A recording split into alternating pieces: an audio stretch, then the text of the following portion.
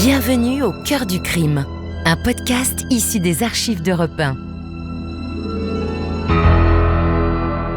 Savez-vous que plus d'un tiers des crimes et délits commis en France sont traités par la gendarmerie nationale? Je m'appelle Yann Kermadec. Je suis commandant de gendarmerie.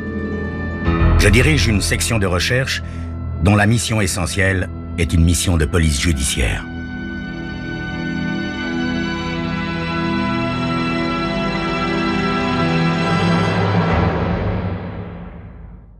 L'histoire que je vais vous raconter est une histoire vraie. Tous les faits sont réels et se sont déroulés en France. Seuls les noms des personnes et des lieux ont été changés.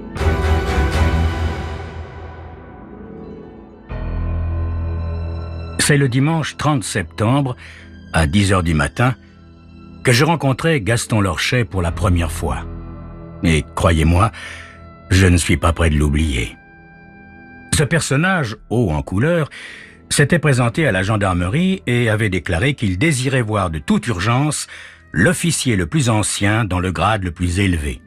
Il avait, prétendait-il, des choses importantes à dire, des choses où il était question de vie ou de mort.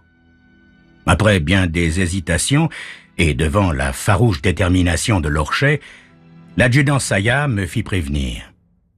Et c'est ainsi que, remettant à plus tard ma séance d'équitation, je reçus ce dimanche matin le dénommé Gaston Lorchet. Vous savez, au cours de ma carrière, j'ai rencontré pas mal de personnages étranges. Mais j'avoue que quand Lorchet est entré dans mon bureau, je suis resté quelques secondes sans voix. Imaginez un homme dans la soixantaine, le cheveu long et sale, ridé comme une vieille pomme, vêtu de ce qui fut en des temps lointains une tenue léopard comme en portaient les commandos en Indochine. Il était chaussé de bottes de saut trouées. J'ai, pour ce qui me concerne, mon brevet de parachutiste, un certain nombre de sauts et quelques décorations. Mais je dois dire que je fus très impressionné par le nombre de médailles que notre homme arborait sur sa poitrine. À peine entré, il se mit au garde à vous, claqua des talons et salua. « Sergent Lorchet, dis goutte à cause que je picole sec, dis traîne-latte à cause que je suis itinérant, dis trompe la mort à cause que j'ai fait l'Indochine et que j'en suis revenu. Dis capitaine Crochet à cause que je me sers d'un tisonnier pour faire les poubelles, à cause que je suis chiffortingue. » Pardon, vous êtes quoi? Chiffortingue, mon commandant, chiffonnier, quoi.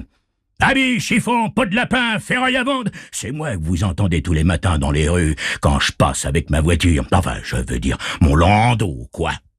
Je suis sergent de réserve, ancien du 10e BPCP, un sacré bataillon de chasseurs à pied parachutistes, totalement décimé en Indochine. On est à peine 8 de rescapés. Bref! Militaire dans l'âme, je mets un point d'honneur à m'adresser à un militaire, vu que les gendarmes, c'est d'abord et avant tout des militaires, pas vrai? Oui, bref, au fait, sergent, au fait. J'y arrive, mon commandant. Tout d'abord, faut que je vous dise que mon pavillon se trouve juste en bordure de la décharge municipale et publique, à la sortie de la ville, le long du canal, voyez. En fait, j'habite près de mon lieu de travail, vu que la décharge municipale, contrairement à ce qu'on prétend, ça rapporte beaucoup plus que les poubelles de la ville, vu et à cause que les boueux y sont plutôt... Bref. Hier soir, samedi, je suis rentré chez moi vers les 9h, 9h30. Vu que j'étais fatigué, je me suis endormi presque aussi sec. Et c'est ce matin, vers les 8h, qu'une odeur épouvantable m'a réveillé en sursaut, une odeur que je vous dis pas, mon commandant. Alors, je me suis levé et j'ai regardé dehors, et là, qu'est-ce que j'ai vu? Hein? Je vous le donne en mille. Qu'est-ce que j'ai vu? Un mec qui cramait. Quoi? Oui, mon commandant, au beau milieu de la décharge, il y avait un mec qui brûlait, un mec coupé en deux qui brûlait. Alors moi, j'ai fait ni une ni deux, hein. J'ai écouté que mon courage, j'ai fait mon devoir, quoi. Je suis venu vous mettre au parfum, si je puis dire. Des fois qu'il y aurait une petite prime, hein. Ben, si vous voulez, mon commandant, je vous conduis à ma résidence. Et c'est ainsi que le sergent de réserve Lorchet, du 10e BPCP, nous mena à ce qui lui tenait lieu de domicile.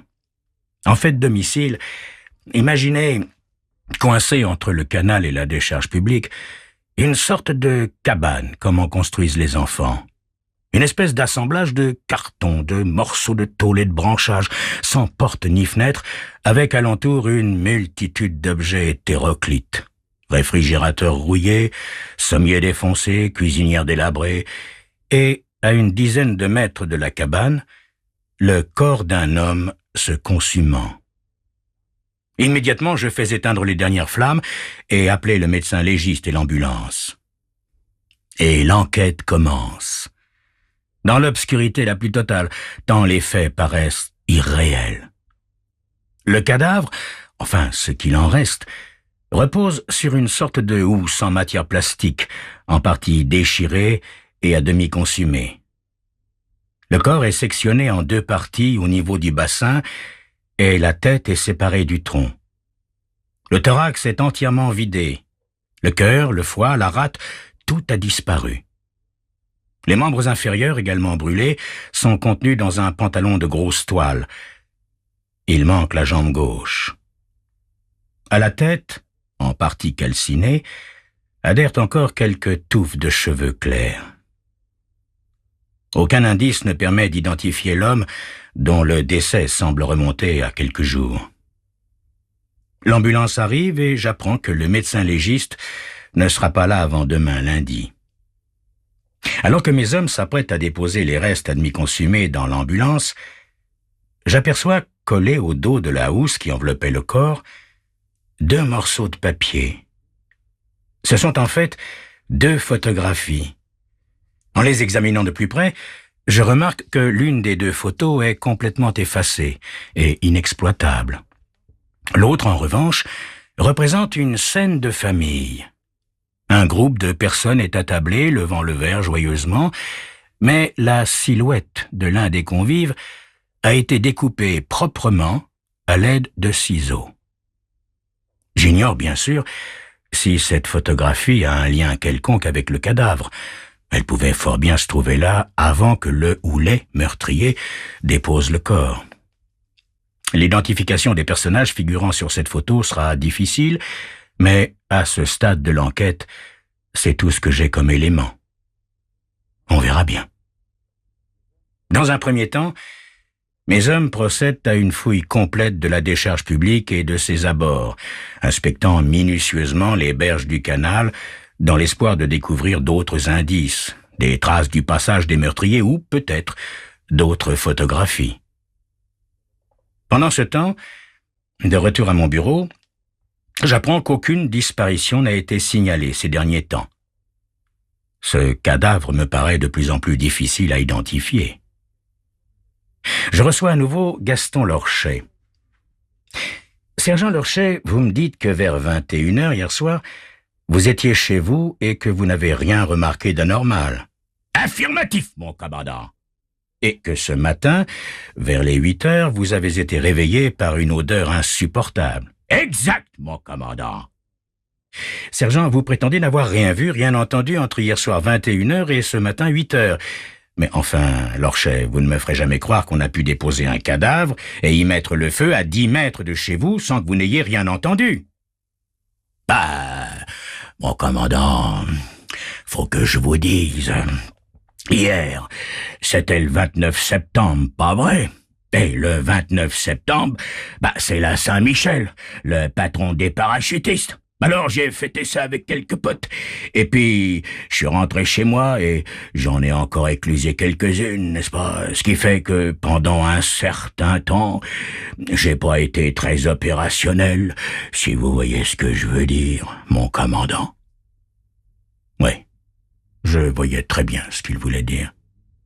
D'ailleurs, les bouteilles vides retrouvées dans sa cabane étayaient fortement les dires du bonhomme, qui, au demeurant, n'avait pas mauvaise réputation. Je le priais néanmoins de ne pas quitter la ville et de se tenir à ma disposition, ce qui parut l'enchanter. Entre militaires, pas vrai? Puis je fis procéder à l'audition de tous les voisins et riverains par un travail de porte-à-porte effectué par des équipes mixtes, section de recherche et brigade territoriale. La photographie trouvée sous le cadavre a été nettoyée et placée sous un cache transparent. Elle est systématiquement présentée à tous. Hélas, sans résultat. Soudain, à 16h30, les choses se précipitent. Hubert Leday, le garde champêtre, croit reconnaître sur la photographie, parmi les convives, un certain Daniel Vérin, artisan plâtrier habitant le hameau des Ormes à 4 ou 5 kilomètres d'ici. Cette piste allait-elle enfin nous conduire au meurtrier? C'est ce que vous saurez dans quelques instants.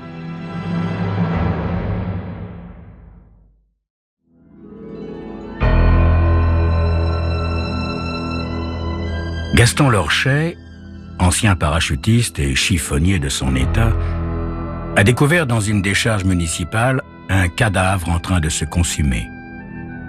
Nous n'avons trouvé aucun indice, sauf, collé à la housse qui contenait le cadavre, une photo représentant une réunion de famille dont l'un des personnages a été découpé soigneusement au ciseau. On présente la photo à tous les habitants des environs et c'est le garde champêtre qui reconnaît sur le cliché un certain Daniel Vérin, artisan plâtrier. Aussitôt, accompagné des gendarmes Beauvais et Marchelot, je me rends chez ce monsieur Vérin qui me reçoit d'ailleurs fort aimablement. Il se reconnaît effectivement sur la photo, mais il m'explique que, très récemment, il a fait du rangement dans sa cave et qu'il a acheté pas mal de vieux papiers inutiles et encombrants. Monsieur Vérin est souriant, détendu, et je suis très déçu. Oui, je suis déçu parce que je croyais tenir une piste et me voilà face à un artisan paisible d'une trentaine d'années, honorablement connu et père d'un petit garçon de 4 ou 5 ans qui joue au ballon dans le jardin. Il ne me reste plus qu'à prendre congé, mais j'ai l'habitude de ne jamais négliger aucun détail. Je sais que M. Vérin est marié aussi, je demande à rencontrer sa femme, Monique. Elle est souffrante et alitée. J'insiste. Allez savoir pourquoi. Monique Vérin me reçoit donc dans sa chambre. La pièce est vaste et claire, joliment meublée, pourvue d'une magnifique bibliothèque remplie de livres. Monique Vérin m'apprend que ce sont ses livres. Apparemment, elle lit beaucoup. Vous connaissez le vieil adage « Dis-moi ce que tu lis, je te dirai qui tu es ».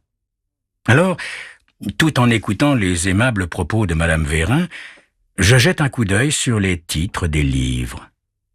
Et là, je reste interloqué. La Kabbale, les formulaires magiques de la Chaldée, magie de l'Égypte, les grands maîtres de la magie, Albert le Grand, les talismans, la magie noire chez les cathares, Luther et le diable, histoire de Lucifer, etc., etc. Madame Vérin est passionnée par la lecture d'ouvrages ésotériques. Passionnée, c'est le moins qu'on puisse dire. Alors, tout à coup, il me vient une idée, une sorte d'intuition. Je lui demande si elle pratique des rites d'envoûtement et d'exorcisme, et je lui montre la photo que j'ai trouvée au dos de la housse qui enveloppait le cadavre. Je lui demande si elle connaît le personnage découpé sur la photo. Monique Vérin se trouble, balbutie et s'effondre en larmes. Puis, entre deux sanglots, elle me raconte que, dans la nuit de samedi à dimanche, Daniel, son mari, et une femme du hameau voisin se sont livrés à des rites de désenvoûtement dans la cave du pavillon. Elle me jure, ses grands dieux, qu'elle ignore ce qu'ils ont fait, mais elle accepte néanmoins de nous conduire au sous-sol. Au passage, je prie M. Vérin de nous accompagner. D'une main tremblante, Daniel Vérin, blanc comme un linge, ouvre la porte de la cave. Une odeur épouvantable, épaisse, âcre, nous prend à la gorge. Il est évident qu'un cadavre a séjourné dans cette pièce. La scène qui s'offre à nos yeux est littéralement fantastique, irréelle. Tout au fond de la cave, 2 énormes roues de charrette sont couvertes d'une 50aine de cierges à demi consumés. Sur une table basse sont alignées des statuettes dont les corps sont percés par de longues aiguilles. Un mouton égorgé et vidé pend au plafond. Dans un recoin de la pièce, 4 petites boîtes en bois blanc de 50 cm environ en forme de cercueil. Chacune contient des morceaux de viscères, cœur, foie, du sang et des fragments humains, ainsi que la photographie découpée d'une personne. C'est ainsi, vraisemblablement qu'accidentellement, l'autre partie de la photo a dû rester collée à la housse enveloppant le cadavre pour devenir le principal indice de cette affaire. Je prie Madame et Monsieur Vérin de nous accompagner à la gendarmerie. Arrivé dans mon bureau, le couple s'effondre. Monique Vérin pleure en silence et son mari, prostré, semble tout à coup réaliser l'horreur de ce qu'il a accompli cette nuit. Il ne cesse de répéter que pour en arriver là, il fallait qu'il soit vraiment envoûté, ensorcelé. Et puis, soudain, comme pour se délivrer, il raconte. Il raconte l'incroyable cérémonie d'exorcisme destinée à chasser le démon qui s'était emparé de son fils Frédéric et de lui-même. Depuis le début de l'année, le petit Frédéric est malade. Il ne cesse de tomber, de se blesser, d'avoir de la fièvre. Il n'a plus d'appétit et les médecins ont beau lui prescrire des vitamines, des fortifiants, rien n'y fait. Frédéric dépérit de jour en jour. Pour ce qui le concerne, M. Vérin est lui en parfaite santé, mais ce sont ses affaires qui vont mal. Depuis le mois de janvier, il perd ses clients l'un après l'autre. La banque lui fait des misères. On lui en veut. Monique, sa femme, est persuadée que seule la magie peut les aider. Elle lit beaucoup de livres à ce sujet, on l'a vu. Elle sait. Elle sait et elle persuade son mari d'avoir recours à un exorciste afin de les désenvoûter. Le coupable est certainement un de leurs proches parents, un jaloux. Et elle sait lequel. Elle sait tout, Monique. Alors, Daniel Vérin se met en quête de trouver celui ou celle qui va les délivrer. Et il finit par trouver une vieille paysanne du bourg voisin qui paraît compétente et qui accepte de les aider. Et surtout, elle ne demande pas trop d'argent. Daniel Vérin supplie la sorcière, Jeanne Martron, d'agir au plus vite. Ce qu'elle fait. Pour accomplir le cérémonial de désenvoûtement, il faudra se procurer le cadavre d'un homme mort depuis peu de temps. Sur ce point, le livre du grand Albert est formel.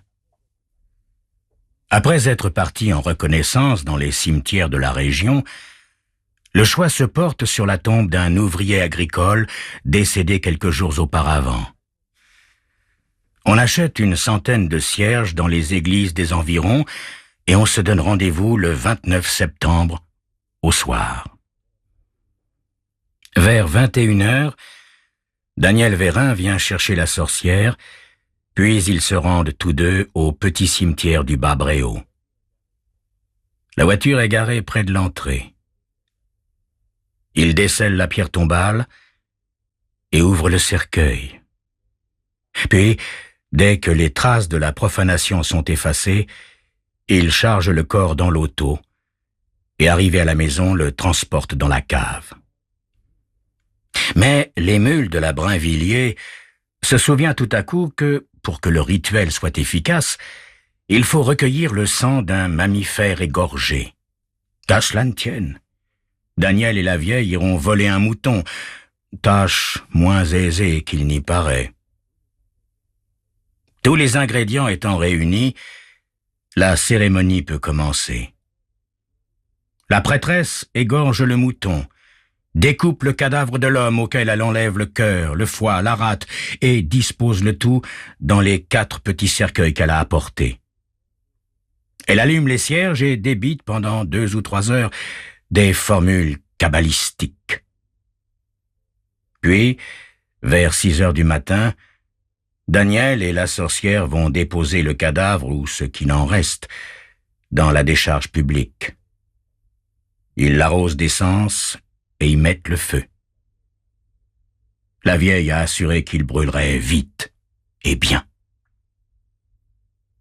Voilà. Il est fort probable que sans le capitaine Crochet, non, je veux dire le sergent Lorchet, le corps aurait brûlé, ainsi que la housse qui l'enveloppait, et la photographie. Les époux Vérin et la femme Martron furent condamnés à des peines de prison avec sursis, en plus des amendes et réparations des préjudices. Mais voyez-vous, le plus étrange dans cette histoire, c'est ce que j'ai appris le mardi matin. On venait de retrouver Georges Ballon, mort à son domicile, terrassé par un infarctus, d'après le médecin. Or, Georges Ballon était ce proche parent soupçonné d'avoir jeté un mauvais sort sur la famille Vérin et contre lequel la sorcière Jeanne Martron avait, dans la nuit du 29 au 30 septembre, déployé force magie noire. Coïncidence? Hasard? Mystère? Allons, comme disait mon père, le patron pêcheur Kermadec, il ne faut pas être superstitieux. Ça porte malheur.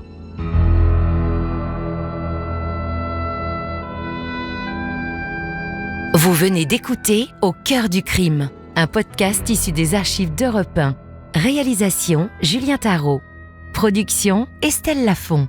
Patrimoine sonore Sylvaine Denis, Laetitia Casanova et Antoine Reclus. Promotion Marie Corpet.